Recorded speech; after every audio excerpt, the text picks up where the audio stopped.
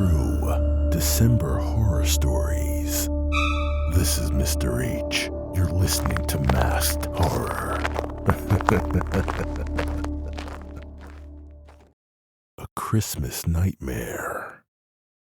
It was Christmas Eve, and our house buzzed with warmth and laughter. The kids tore into their presents by the fire. The adults sipped on wine, and holiday music played softly in the background. We'd invited my sister and her family over, our annual tradition, but this year felt extra special. Maybe it was the snow gently falling outside, or the way the twinkling lights made the house feel alive. Around 8 p.m., we decided to step outside and admire the Christmas lights up and down the block. My brother-in-law had spent weeks perfecting his synchronized light display, and we wanted to see it in action. We bundled up, leaving the warmth of the house behind, the kids running ahead in their excitement. The back door, we must have forgotten to lock it in our rush. When we returned, something felt off. The power had gone out, the cheery lights, the music, all of it was gone. Only the dim glow of the fireplace remained, casting eerie shadows on the wall. At first, I thought it was a blown fuse, but when I glanced at the other houses on the street, their lights were still on. My husband, Steve, reassured me it was nothing. Probably the breaker, he said, but I couldn't shake the feeling we weren't alone. While Steve fiddled with the breaker in the basement, I swore I saw something move in the hallway. A flicker of a shadow. It was fast, but unmistakable. "Steve," I called, my voice trembling. No answer. The kids were still near the fireplace, oblivious, but I told them to stay put. I grabbed my phone to call for help, but there was no signal. That's when I noticed something truly strange. Small, wet footprints leading from the back door into the kitchen. Panic set in. I called for Steve again, louder this time. He finally came upstairs, muttering something about a tripped breaker. When I showed him the footprints, he froze. That's when we heard it, a quiet creak coming from the second floor. Steve grabbed the fireplace poker, and we crept upstairs together. The hallway was dark and silent, but when we reached our bedroom, my heart dropped. The contents of our safe, jewelry, cash, and even passports were gone. And then, from the kids' room, a whisper, "Hurry up." Steve flung the door open, but the room was empty. No kids, just an open window and the cold winter wind. I'll never forget the sound of the laughter that followed, faint and chilling, from somewhere outside. It wasn't cheerful, it was mocking. Steve and I froze, the eerie sound seeming to seep into the walls. We rushed back downstairs, my heart pounding so hard I could hear it in my ears. When we reached the living room, the kids were still by the fireplace, huddled together under a blanket, completely oblivious to what we had just witnessed. Relief washed over me for a split second before I noticed something strange. The pile of presents under the tree, gone. The new video game console, the toys we'd carefully picked out and wrapped, all of it had vanished. Steve checked the back door and confirmed it had been left unlocked. It didn't make sense. We were only outside for maybe 15 minutes, but it was enough time. Enough for someone to slip in, cut the power, and take what they wanted. They had been watching us. That much was clear now. As I walked back to the tree, I noticed something else that made my stomach churn. A single box left behind. It was hastily wrapped in newspaper and tied with a dirty red ribbon. With trembling hands, I opened it. Inside was a handwritten note. "You forgot to lock the door. Next time, we won't just take the gifts." That night, we barely slept. Every creak of the house sent me bolting upright, and every shadow seemed alive. The thought that strangers had been in our home, watching us, knowing our every routine, and walking among us, is something I can't shake to this day. We got a security system installed the very next morning. Steve checked every lock in the house obsessively for weeks, but the feeling of safety, that was gone. And every Christmas since, I still see that note in my mind, a reminder of how quickly everything can change. The camera in the mirror. We wanted a quiet holiday getaway, just the two of us.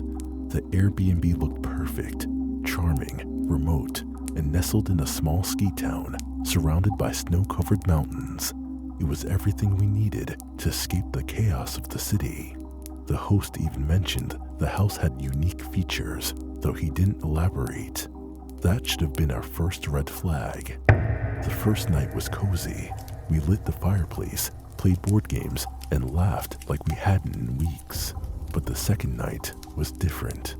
A snowstorm rolled in. It was beautiful, and we didn't think it would cause any damage, but apparently it was strong enough to cut the power to the entire area. The sudden silence was unsettling. No hum of the heater, no distant sounds of the town, just the howling wind outside and the eerie cracks of the old house. We set up candles that were under the sink that the host provided and bundled up in the bedroom to stay warm. That's when we noticed it. The faint red light flickering in the mirror. At first, I thought it was from a phone or some forgotten device, but when I covered everything that could emit light, the glow persisted. "Do you see that?" I asked my boyfriend Jake, pointing at the mirror. He shrugged it off, saying it was probably some weird reflection, but as the hours dragged on, I couldn't shake the feeling that something was off. Finally, after urging Jake to take a look at the mirror, he was able to unscrew the mirror from the wall. What we found made my stomach drop. A tiny camera embedded in the wall, pointing directly at the bed. "Oh my God," I whispered. "How long has that been there?" Panic set in. I wanted to call the police, but the blizzard had knocked out the cell service. We tried the landline in the kitchen. Dead. We were completely cut off. I remembered the host's mention of unique features, and suddenly, that small detail and term in the profile felt sinister. We packed our things and left the house immediately, despite the storm. We had an SUV with 4-wheel drive, and thankfully, the roads weren't as bad as what we experienced in the house finding that camera. We drove to a nearby town, barely able to see through some temporary heavy snow, and managed to find a small motel. The next morning, we reported the camera to Airbnb and the local police. That's when it got worse. The Airbnb host had deleted his profile. The listing was gone, and according to authorities, they couldn't locate the property's real owner. The police assured us they'd investigate, but weeks passed and we never heard back. To this day, I wonder where the footage ended up.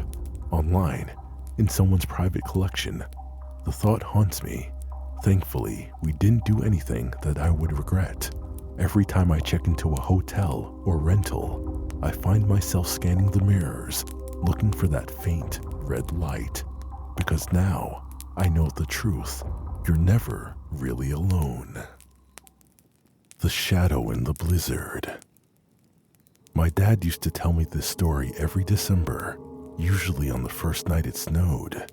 I thought it was just a creepy tale to keep me from wandering too far from the house in bad weather. But as I've gotten older, I've realized he was serious, dead serious. It happened when he was a teenager, living with his parents in an old farmhouse in upstate New York. They were snowed in during one of the worst blizzards the area had seen in decades. For the first day, they enjoyed the cozy isolation, hot cocoa, a roaring fireplace, and the sound of the wind howling against the windows. But by the second night, things took a turn. Dad said it started while they were sitting in the living room. He looked out the window and noticed a figure standing just beyond the tree line. At first, he thought it was an animal or maybe a neighbor who had gotten lost. But as he squinted through the frost-covered glass, it became clear. It was a man. He was tall, unnaturally still, and dressed in what looked like tattered clothes, barely suitable for the freezing cold. He told his dad, my grandpa, who brushed it off as a trick of the snow and wind. But later that night, the figure was closer, standing just a few yards from the house. Grandpa went to the door, ready to confront whoever it was, but when he opened it, the figure was gone. The strange thing was, there weren't any footprints in the snow, just an unbroken blanket of white. Over the next few nights, the disturbances escalated. They heard banging on the windows, loud enough to rattle the panes, but when they looked outside, there was nothing there. Scratches appeared on the wooden walls of the house, long and deep, as if something or someone was trying to claw its way in. The worst was the laughter. Dad said it was faint at first, like it was coming from far away, but it grew louder as the night went on. It didn't sound human, more like a mix between a laugh and a wheeze, full of malice. As the storm passed, they drove into town and told the locals what had happened. That's when they learned the story. Decades earlier, a drifter had frozen to death on their property, unable to find shelter. Some believed his spirit lingered, angry at anyone who was warm and safe inside the farmhouse. Dad always ended the story the same way. We never saw him again, but I've never forgotten that laughter. And if you're ever in a snowstorm, remember this: he's still out there, waiting for someone to take his place.